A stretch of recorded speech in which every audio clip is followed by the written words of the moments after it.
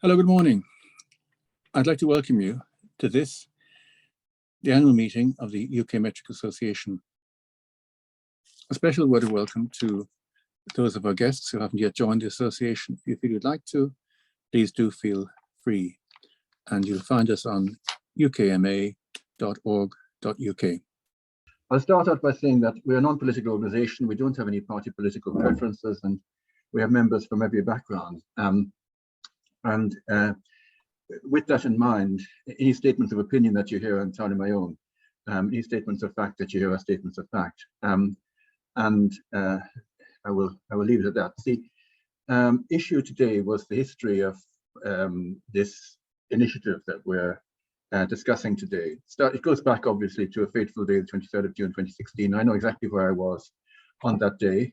And the theme of the referendum and the pro-Leave campaign was taking back control of our money, our laws and our borders. And it was particularly motivated, I think, by a wish for divergence. And I think in the minds of some people, that meant divergence for its own sake. So the election in 2019 was fought partly on the basis of the opportunities of Brexit, and the Conservative manifesto, which you may remember, was about unleashing Britain's potential. It didn't particularly mention metric versus imperial, but what it did mention was using our post-Brexit freedoms to transform the UK for the better. And what you mean by the better, I suppose, is to a certain degree a matter of judgment, but in some respects there are objective measurements against which we have to justify that particular assertion. And the next significant data I was going to mention was this time last year, the publication of the TIGRR report. Now you may say, what's TIGRR? It's the Task Force on Innovation, Growth and Regulatory Reform. And as you can see from the list of names there, these are Conservative MPs whose views on the matter were well known before the report was even thought of. And so it didn't provide us with any surprises. Among other things, in the report was the intention to amend the Weights and Measures Act 1985 to allow traders to use imperial measures without the equivalent metric measurement. And it asserts without any evidence that this has long been identified as an example of overly prescriptive EU regulation. But it does mention the so-called metric marchers, and I want to return to those in a moment. And I think this report, to a certain extent, is capitalizing on what was perceived as public anger over injustices by the Weights and Measures people. So the next date then was 3 months later, when the government responded to the TIGRR report and said that it had an intention of implementing it, as indeed it is now declaring it's doing. So the consultation period for the choice of units of measurement, markings and scales started earlier this month, and it was timed to coincide with the Platinum Jubilee. And on the subject of Jubilee, I will only say that the Platinum Jubilee was not only the Jubilee of the Queen's reign in the UK, but also the Queen as head of the Commonwealth.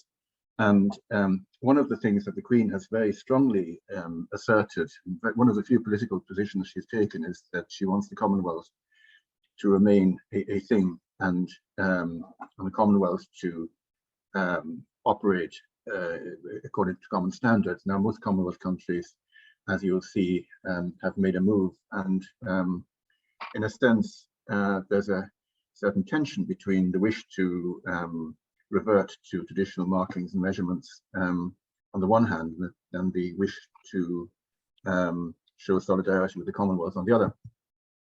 So that's where we're at. This is the document, which was written under the auspices of our dear friend, the Minister for Brexit Opportunities. And I think his declaration here is very much in line with what we're talking about in terms of measurement. So in the document, I won't bore you with the whole of this, but you'll see it talks about a long and proud history. And despite the transition to metric units, as indeed James has hinted, many people still think in imperial terms for certain measures. For example, beer is almost invariably in imperial when served per draft, but in metric when served in cans, and wine and spirits are entirely metric. But he talks about the UK taking back control of its measurement system in the best interests, note, of British businesses and consumers. It refers to the metric martyrs. I think it's important to comment that the metric martyrs were not prosecuted for using metric units. They were prosecuted for using scales that weren't approved, which is a significant difference. And it talks about giving more choice to businesses and consumers. And choice is an interesting word. I want to return to that, because sometimes choice for one, more choice for one is less choice for another. So I'll leave that thought in your mind and say that there is an important caveat in the report, which is that we recognize that metric units remain essential for both science and international trade, and the review will be focused on the use of units of measurement in domestic trade. So in other words, they're not saying that we want to return to imperial for everything. What they are saying is that we want to condemn this country to an indefinite future of using dual units. So think about that, what the dual units mean. Well, here's the consultation, and I've highlighted a couple of areas in it.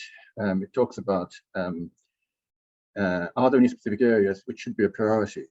That begs the question that allowing a choice of units of measurements is desirable in some areas, but some may be a higher priority than others. That, I think, is a very brave assumption.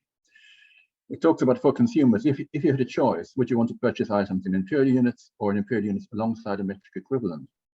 So there's no alternative of saying in metric units only, which would be, I think, a perfectly valid question. Many people might want that. Are you more likely to shop from businesses that sell in imperial units? Notice it doesn't say, are you less likely to shop from such businesses, as some of us may well want to do. And do you foresee any costs or benefits from businesses being permitted to sell solely in imperial units or in imperial units alongside a less prominent metric equivalent? Note a less prominent metric equivalent.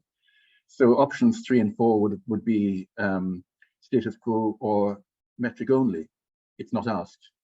So for that and many other reasons, we would say this is a very biased consultation and highly dubious exercise. And you might be forgiven for thinking that the government had already made its mind up.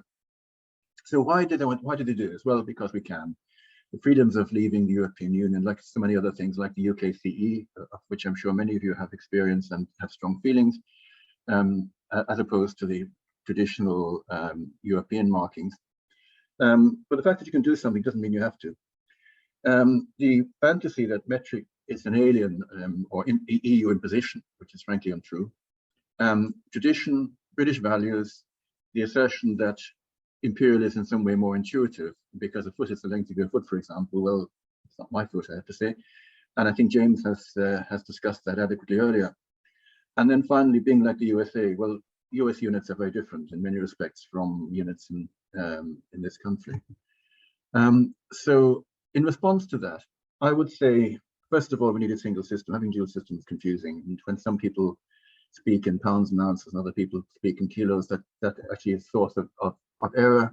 It can be a source of danger. We know that this can be a problem in the airline industry. It can be a problem, it has been a problem in space travel. It can be a problem in my field in medicine, where people are weighed in pounds, and then a dosage calculation is made assuming that the weight is kilos, and of course then you finish up by overdosing by a factor of 2.2. That has led to at least one death, and I'm sure many near incidents. So the Magna Carta made that very clear, as James has said. Secondly, it's a world standard. And in case you doubt me, here's a map. And as you can see, famously, the 3 countries that still use imperial as their official unit of measure are the US, Liberia, and Myanmar.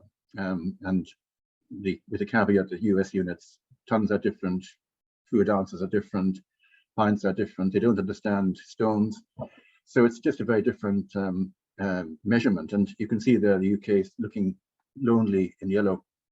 But the other thing to say is obviously imperial units are difficult to work with because the multipliers are so variable.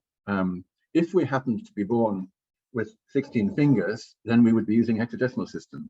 The reality is that we have 10 fingers, and that's where the decimal system came from. It's perfectly reasonable.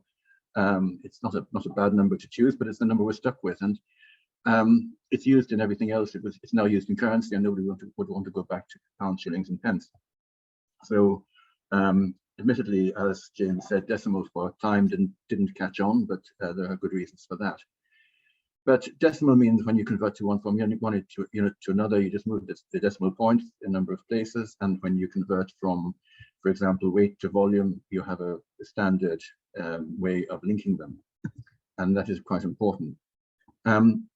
So as we say, young people haven't been taught all the imperial units. There are some they have been taught because they know stones and pounds. But even a prominent politician here, who had just been making the case for imperial units, got it wrong. So listen to this. Shall we play a quick game? Yeah. Okay. Imperial measurements. I've not done this yet this morning. How many ounces are there in a pound in the UK? 14? 16. 16. Should I ask you another one? Go on then. If you ordered a pound of sausages, approximately how many grams of sausages are you getting? 250, 350, 450 or 550? If you order a pound of sausages, approximately how many grams of sausages are you getting? Oh, I know. Should we say, I was going to say, I would say 350. You're saying 250. Let me see.